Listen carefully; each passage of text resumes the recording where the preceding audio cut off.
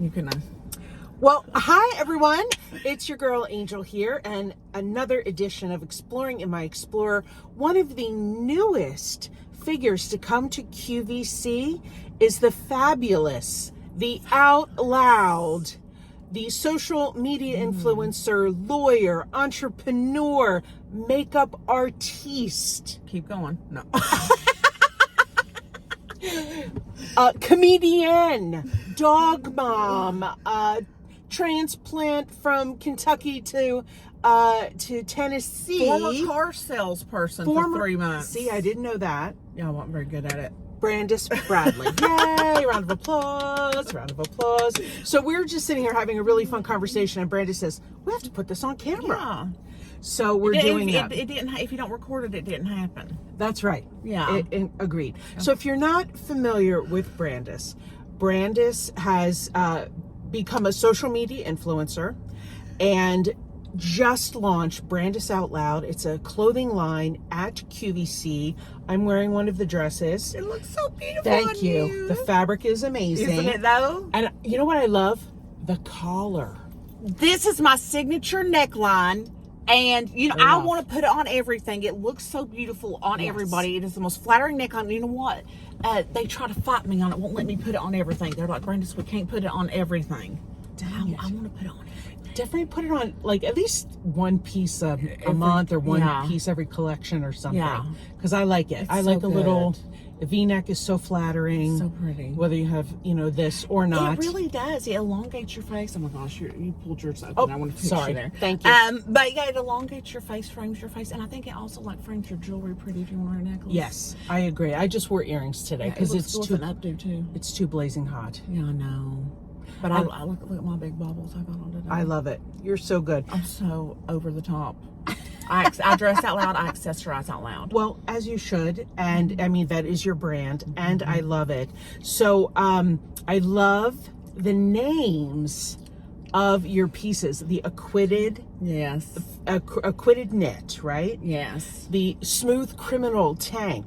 Yes. The serving the curvy. Yeah, I appreciate that. Sheer shirt, love it. Yeah, it's fun. Well, I don't know if people know this, but you and I work with the same team. Yes. Creating our lines. Yes. Some of the most brilliant, talented women I've ever dealt with in my life. Agreed. And you know what I really appreciate about them is that they really let me have my vision. They don't try to restrain me. And they're just capable of doing whatever I want. I just say what I want to do and they execute. Yeah. And they're so good at it, bringing the vision to life. Because I mean, I didn't go to fashion design school, right? So I'm sure, like the verbiage and the words I use to tell them what I want is they probably laugh at me when the meeting's over because I don't really speak that language, but I know exactly what I want, and I tell them how I want it to fit and look, and I want it to be made, and they can just execute. I love it. Yeah, I love it. Yeah, no, they're really brilliant, and it is a pleasure to work with that team. And I've been with them, good gravy, almost 20 years now. I mean, I started with Susan when when her and her husband adopted their daughter. Oh, wow. And so when she was a baby, I was at the house when they celebrated her. Well, I was at the house when we sent her off to college. It's crazy town, right? Okay, so now your relationship to Jean. We were friends.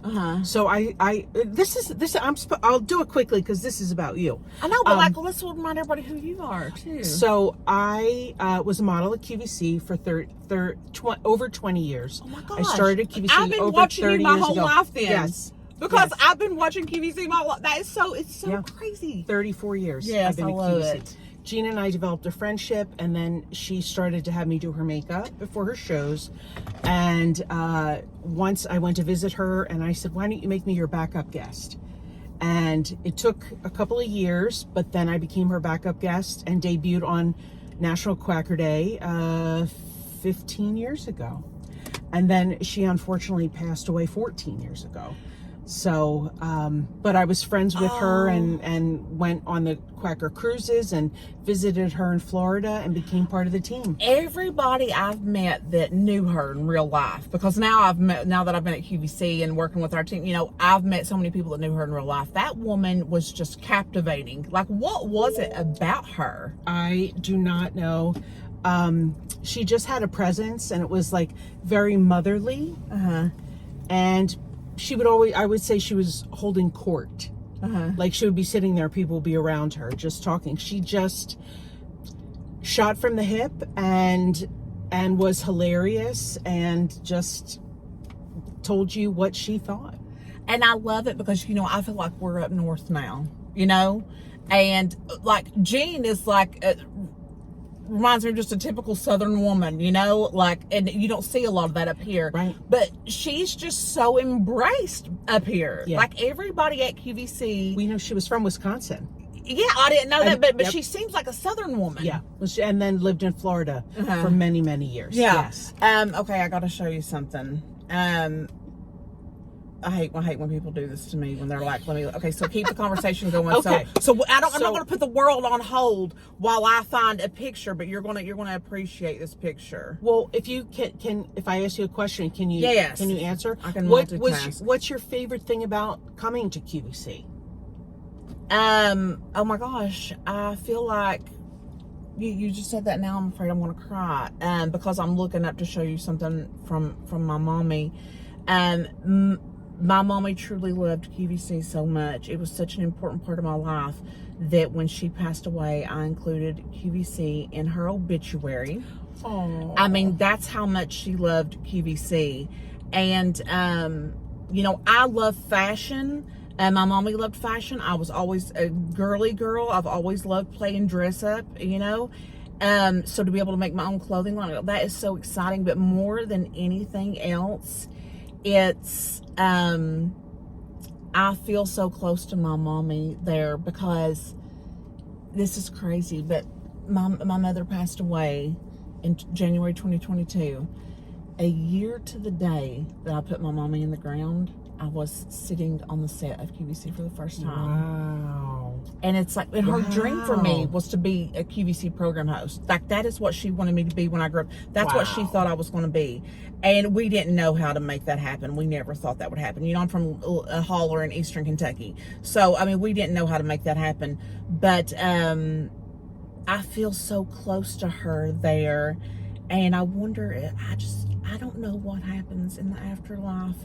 But I just feel like somehow maybe she's in God's ear, like orchestrating my path forward. I feel like she's able to help me now in ways that maybe she was limited when she was here, because of whether it was, you know, financial resources or access to people in power. You know, like, my mother always wanted everything for me, but there was only so much she could give me, you know? Yeah. And I feel like since she passed away, that the chains are gone, and she's just really intervening to, like, help.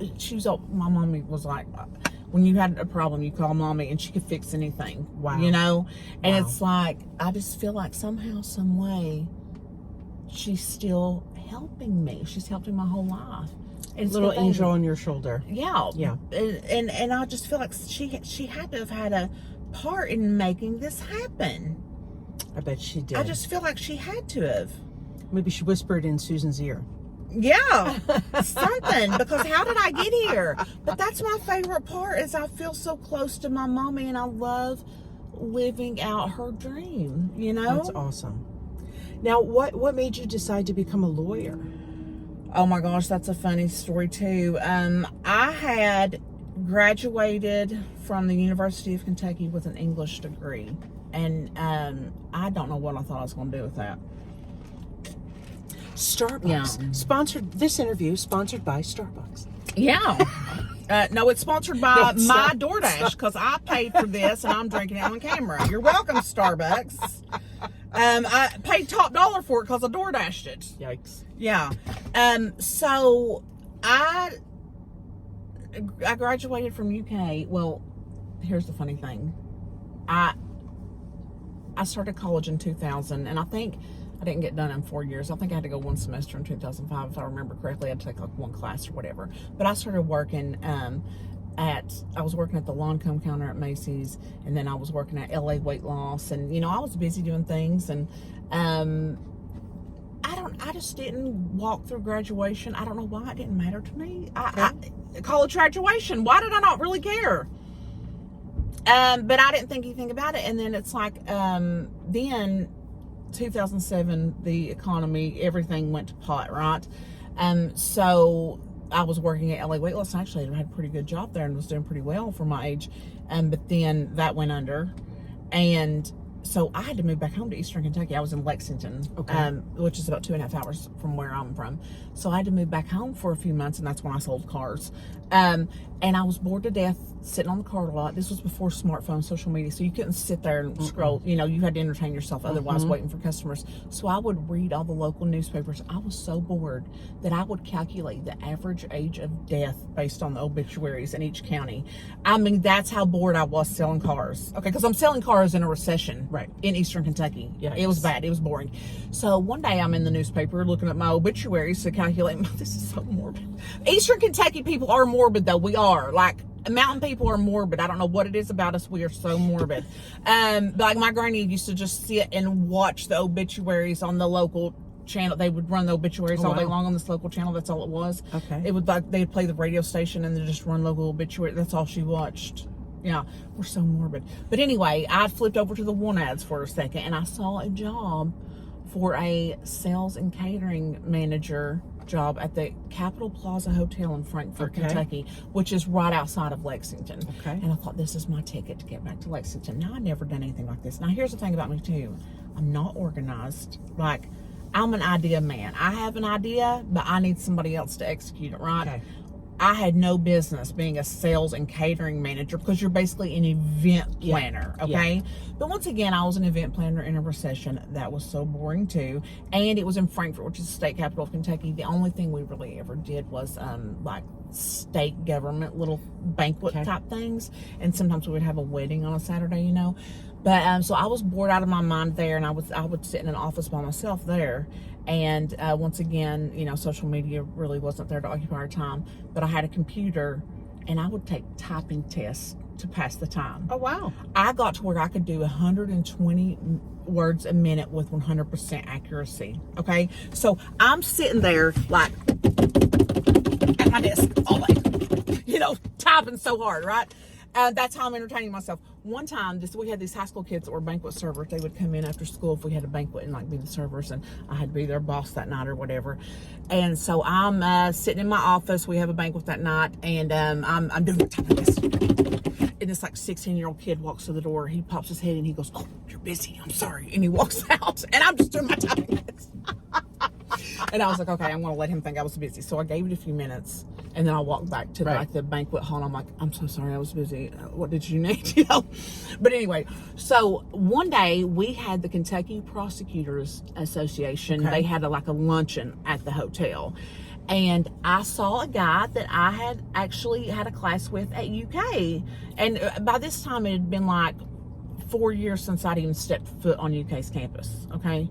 And, but I saw this guy, I hadn't seen him in years, and he was a prosecutor. And I don't even know if I knew what a prosecutor was, but he's like, yeah, he went to law school and did all this.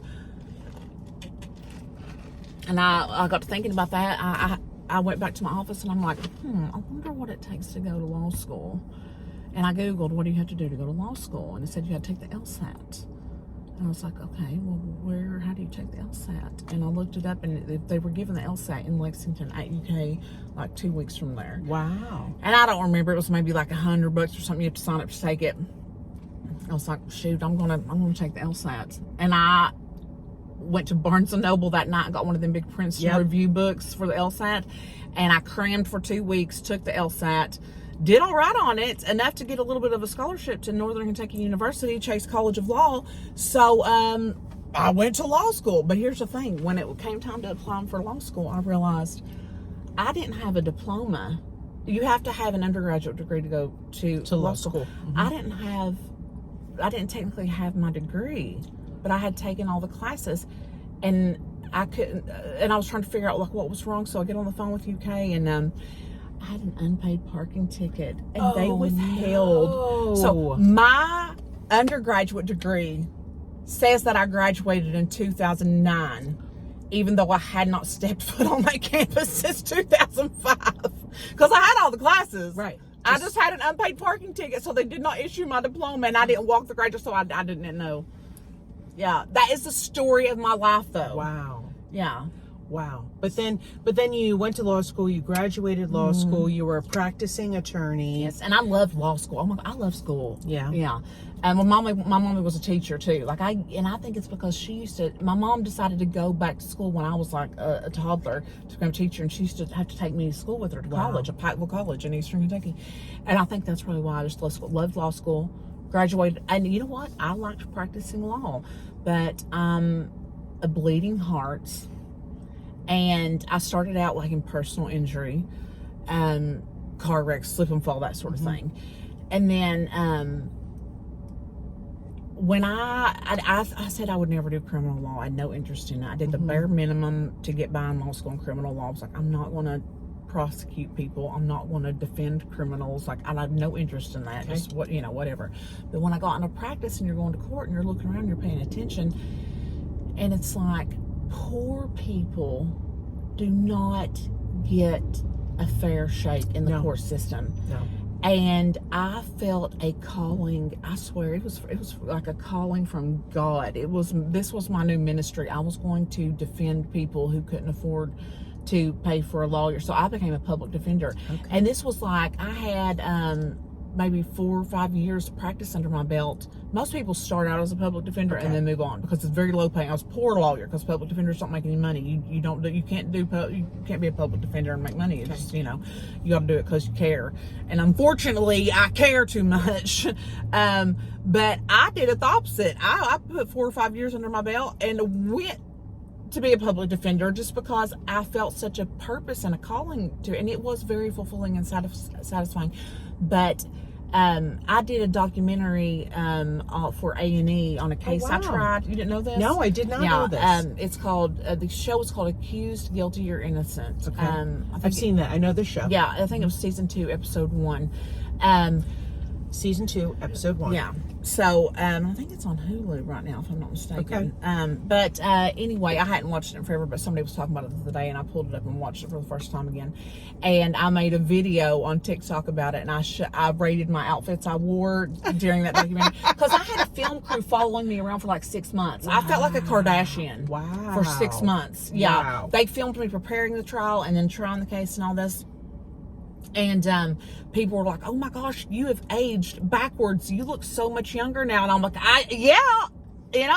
that's why I don't really take cases anymore. It was killing. It's a lot. If you're somebody, I always work from the heart. I'm not somebody who ever works from the head. I work from the heart, and that profession will kill you. You can't care that much. You have to be able to detach yourself, which is hard. And I am incapable of it. You know, I understand. And it was going to kill me. I'm so glad that I found something that actually makes me feel more alive. Okay. Fashion, beauty, playing in clothes, playing dress up. This makes me feel alive. It rejuvenates me. And I think that's why fashion means so much to me. Yeah. And that's why I want to share it with other people, because you're going to, when you feel good about yourself, you're going to feel so much better about everything in your life. 100%. It is so true. It's true. I mean, and even though, in the past when they've done studies on the economy, like when maybe you can't buy a $500 pair of sunglasses, but you can get, a $12 lipstick or a, $50 dress or caftan. And it instantly changes your mood, adding some color, adding beautiful prints to your life. It's fun. Of course, yes, I know I'm wearing solid black. Yes, I know. I'm aware. And I get harassed about it, but I don't care. I love it. I love it. Well, see, my line is called Dress Out Loud. And, we've done some loud prints and stuff. But, like, for me, Dress Out Loud is not necessarily, like, loud prints. It's an attitude. It's like this. dress out loud is not, I have on a wild, crazy, sometimes it is, but like, it can be solid black, but it's the way it fits and the way you feel in it makes you want to be seen. And that's what makes it loud. Because even if you're wearing black from head to toe, it looks so, it fits you so well. It's so flattering to you. You walk out and you say, look at me. I look good. You know what I mean? Exactly. And I feel like in our world today, women put themselves down and we put other women down. And so it's important to lift each other up and to compliment people, to hold the door for another woman and to be kind. So true. Why do we do that? I don't know. I do feel like that maybe some of that is a self-esteem issue. Like when you don't feel good about yourself, you feel better putting somebody else down. Yeah. And so you think blowing out somebody else's candle is going to make yours shine brighter, and it never does. That is not how it works. No, not at all. Yeah. And so you worked at the Lancome counter. I mean, your makeup is always fabulous. I love watching you on TikTok doing your makeup. Sometimes I feel like I get into a makeup rut, so I like to watch your makeup videos. Is gorgeous. You're so good at makeup. Thank you. For just trying new tricks and stuff. What's your number one makeup tip? There are no rules. Like, wear it the way you like it. Yep. I always say I'm the dean of the Tammy Faye Baker School of More is More, because while everybody else was making fun of Tammy Faye Baker, I love her. Yeah. Like, I love that she was so bold in her makeup and she wore it exactly how she wanted to wear it, regardless of what anybody else thought. And you're wearing it for you. Yep. Like, that's why I said there's not any rules that people say you have to apply it this way. No, you don't. You ain't wearing it for nobody but you. You have to play. I want you to play in your makeup and figure out how you like it. Yeah. And wear it like that. And the only way you can do that is playing in it. But in order to really play in it, you can't be constrained by all these artificial rules. They don't even really exist. Like, just play in it. Exactly. And figure out what you like. Okay, I finally found what I was looking for. Okay. Do you recognize this sweater? I do, actually. That's my mommy in Quacker Factory. I love it. All of her holiday sweaters were always Quacker Factory. I love it. I love it. Yeah, we're still known for our holiday sweaters. They're a little different now. Unfortunately, the main manufacturer that we had that did pretty much all of our sweaters, I don't know, 15, 18 years ago, they went out of business. So it was just hard to find a good manufacturer that could do the work that we need. And of course, things are more expensive to do nowadays. So, and you know what? That is another thing that I want to give everybody, because I mean, I did not grow up with a lot of money. Like, thank God for Easy Pay. I think this is why this is why we got everything on QVC, because we could get nice things because we could get them on Easy Pay, whereas otherwise we wouldn't have been able to get them. Right. Best we could do is lay it away and have to pay on it for months and months and not get it until it was out of style, right? But Easy Pay allowed us to have so many things that we otherwise wouldn't have been able to have because we couldn't have afforded it. But it's like, it is a struggle, and like, this is something I didn't appreciate until I started like making my own clothing line, and I realized, you want to put out the best quality, and then you realize this is really hard, because if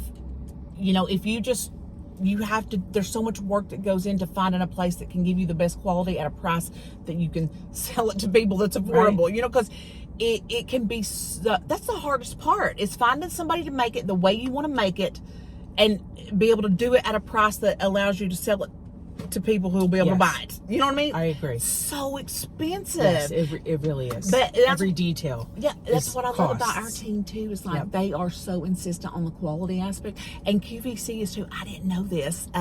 You have to go through all these quality control steps at QVC, like fabric and garment testing, everything. The fit tech team. This is why your clothes look so much better at QVC. This makes so much sense now.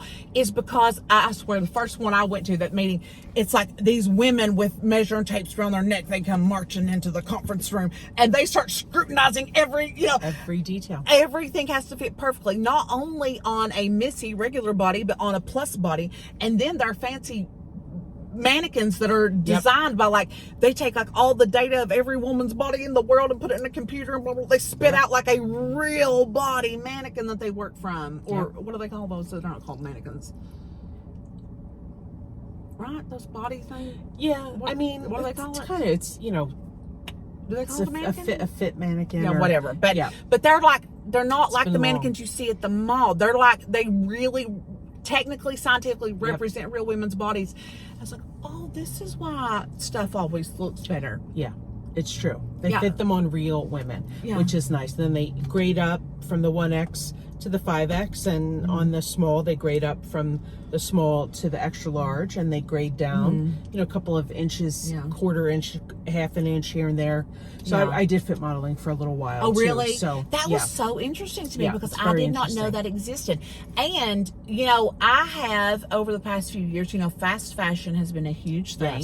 Yes. We've got Shein and Fashion Nova and stuff on Amazon and all this. And, you know, I have ordered a ton of that stuff. And I did a video not too long ago. I need to do another one of these where I compared side by side at one of my fast fashion cheap outfits that had a similar silhouette to one of my Dress Out Loud outfits and just pointed out the fit differences. Oh my gosh, it was crazy. Like, you are so much more comfortable and confident in clothes that truly fit you, because when your clothes don't really fit right, and see, I just got used to living this way because this is what I thought was available. You're always conscious about how you move because it makes your outfit look weird because your outfit doesn't fit you.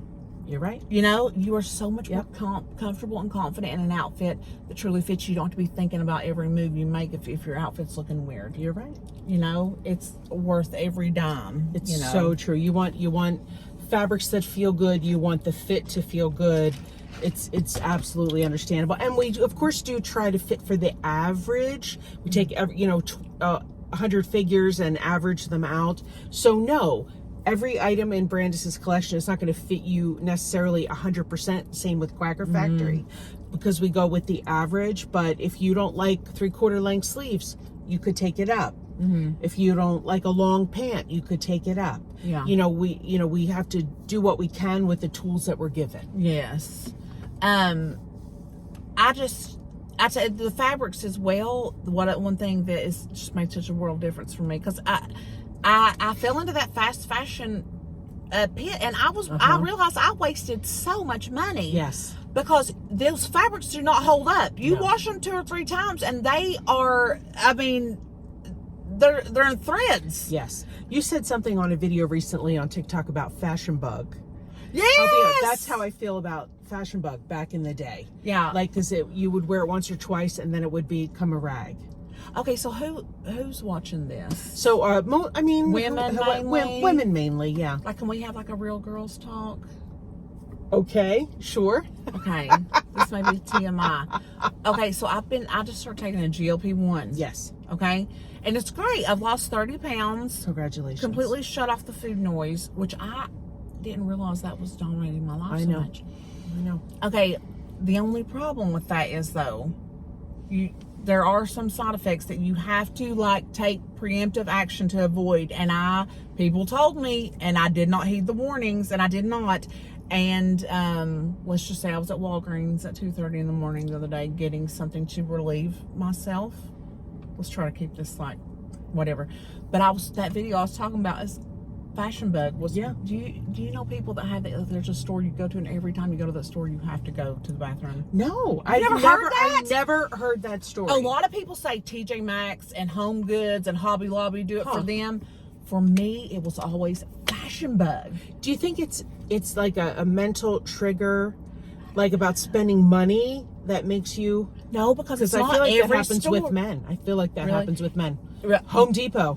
Oh, well, I wonder if it's because we just get excited going in there. Maybe that could be. You know, and it's like I get excited about fashion, but it's not like every fashion store though. It's not every store. Right. But you know, and Fashion Bug hasn't been around in years. No. But like I'm thinking back when I was a kid and a teenager, you know, going into like if I had to go to Fashion Bug, I would have to leave immediately and go home and go to the bathroom. Interesting. Yeah, but I'm not alone. There are other people that have experienced this. Like I have hundreds of comments from people saying, "Oh my gosh, this is me at TJ Maxx. This is me at Lowe's." You know, Interesting. it doesn't make sense. Interesting. You've never experienced that? No, I mean, I worked in retail. My first job was at a plus size women's clothing store, and then just went on from there. So yeah, I just think that's so interesting. I wonder what, like, there has to be some kind of, there's too many people that have experienced this phenomenon. There has to be. Look at me, I get on your little podcast thing and I start talking about poop and I just ruin the whole thing. This is why I can't go nowhere. You can't take me nowhere. Hey, everybody does it. What are you going to do? Right? Let's normalize it. It ain't like everybody ain't been doing it since Adam and Eve. Like, why do we act like it's a big, we should be able to talk. Why are we I'm uncomfortable talking about it, but I need to talk about it. Yeah. But I'm uncomfortable, right? But why have we not normalized it yet? I don't know. Since the dawn of time, know, everybody has done it. But we still haven't normalized talking about it. I don't get it either. Well, you know, I was talking about that. One of my favorite episodes of, I love the Golden Girls. Yes. I have huge portraits of all the Golden Girls hanging up in my house. I love it so much. But Blanche is trying to write her romance novel. Remember that one? I think so. Yeah. And she's got writer's block, you know, and she's like, you know, I'm just, I can't, I got the writer's block, and it's so frustrating. You just sit there, you know. And Sophia goes, try 10 days without a bowel movement. And it's like they're not really paying attention to her. and Blanche is like, but you just sit there for hours and hours and nothing comes out. And Sophia goes, tell me about it. That is hilarious. Isn't that funny? Oh my goodness Don't gracious. you just love the Golden Girls? I love it. So speaking of fun shows and shopping and all and coffee and all these things and pooping, what's your guilty pleasure? Is it a TV show? Is it a certain kind of food? Is it a certain kind of purchase? It used to be food. Food was like the funnest thing to do ever. There's nothing I've ever loved to do more than eating. But now that I got that GLP-1, it's like food don't do it for me no more. And I miss that. Like, I guess I was self-medicating with food because, you know, used to I could sit down and I would eat a whole cake. No, I wouldn't eat it all in one sitting, but like I wouldn't even cut a slice of the cake. I would go to the store and I would get a sheet cake and just pull out a fork and start eating on it. You know what I mean? That used to be my guilty pleasure, and it brought me a lot of joy. I really had a lot of fun doing that. Now I take a bite of cake and I'm like, yeah, it does nothing for me, and I kind of miss that. So I need to find something else to like give me that dopamine hit that food isn't able to give me anymore.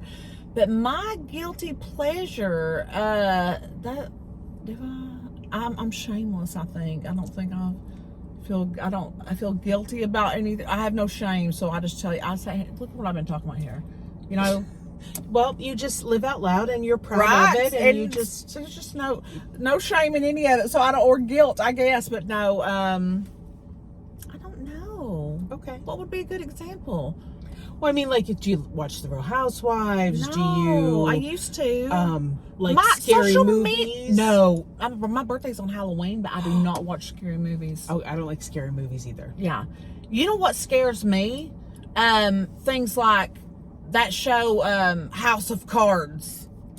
That's a horror movie. You know what I mean? Yeah. Like, the stuff that could happen in real life. I understand. That's what scares me. Yeah. Like, no, this Freddy, Jason stuff, no interest in that. I don't do that. But I don't want to be scared.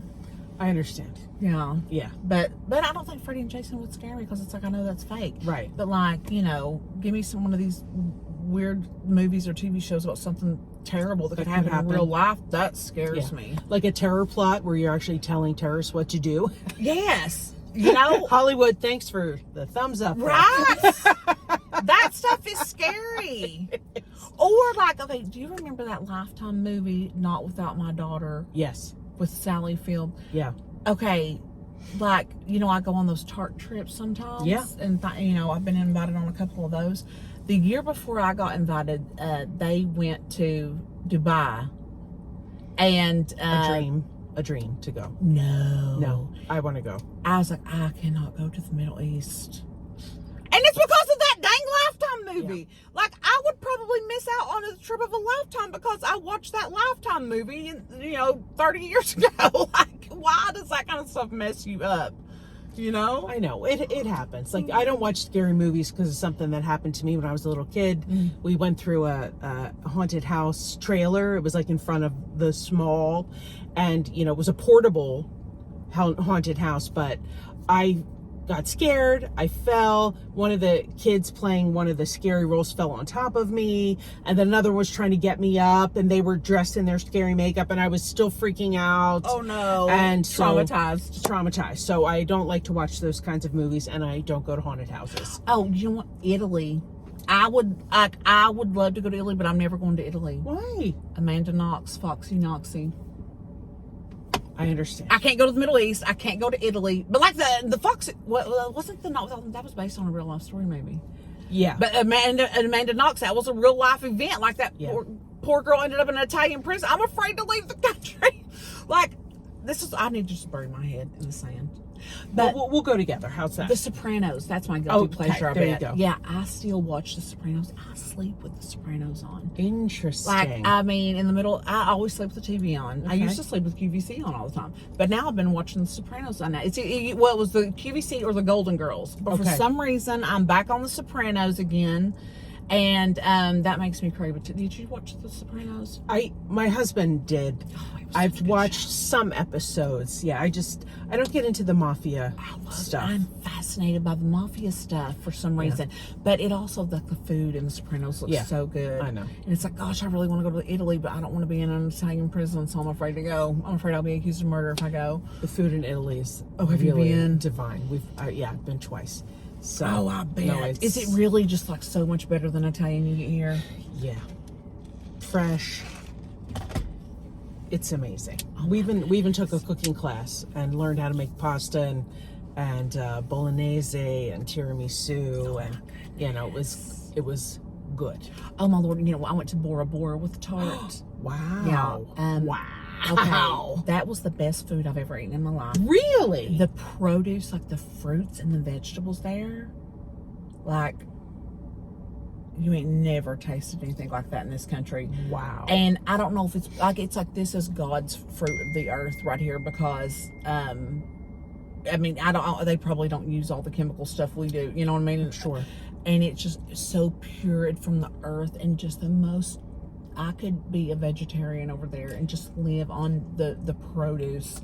It was so unbelievably delicious. I want to go back just to eat the produce there. All right. Yeah, and that's a long plane ride. Yeah, it is. Yeah. But I didn't even know where Bora Bora was on a map when they invited me. Yeah. I had to look it up. And I was like, I told my best friend Crystal, I was like, I need to go get a globe, because it's not enough to see. Like, I want to see the globe, and I want to pick it out, It's like down like around Australia, it's in the South Pacific. It's That's far. It's a teeny dot in the middle of the ocean. It's so crazy. And like when I had me and my Lakey, she's technically my niece, but she's really my daughter. I've raised her. She's 19. We have like our tracking app, and it's like I would pull that up, and it's like, she's here in Kentucky, and I'm on this little dot in the middle of the ocean. Halfway around the world. That really bothered me, being like separated from her by that much water. That's scary. Like, It's scary. If she needs me, it's going to be 24 hours before I could get to her, and that would be quick. Yeah, absolutely. Crazy. Yeah. Well, when are you on next? Are you coming back in July? Well, it is July. It is July. Yeah. Later this month. I don't know. Okay. Yeah, I fly by the seat of my pants. She flies by the seat of her I pants. do. So, well, in the meantime, definitely check out Brandis Dress Out Loud on QVC.com. Yes. Let's follow Brandis on TikTok, especially, but also on Instagram. What are your handles? Makeup artists at law, because I had a little law office in Eastern Kentucky, and the girls at the high school used to come to my law office to get their makeup done for prom and homecoming. So we thought it was funny to start calling me Makeup Artist at Law. I love it. Isn't that funny? So that became my handle on social media. Okay, so give a follow, check out the collection, and Brandis, thank you so much for your time. I hope I didn't ruin your show by You did not ruin my show. It's about you. Yeah. It's not about me. I can talk about myself all the time. Well, it's about you. Hope I didn't ruin myself. Why do I do this? Like, I talk about too much. Like, I don't know how to shut my mouth. It's okay, because it makes you endearing. Yeah, I hope so. All right.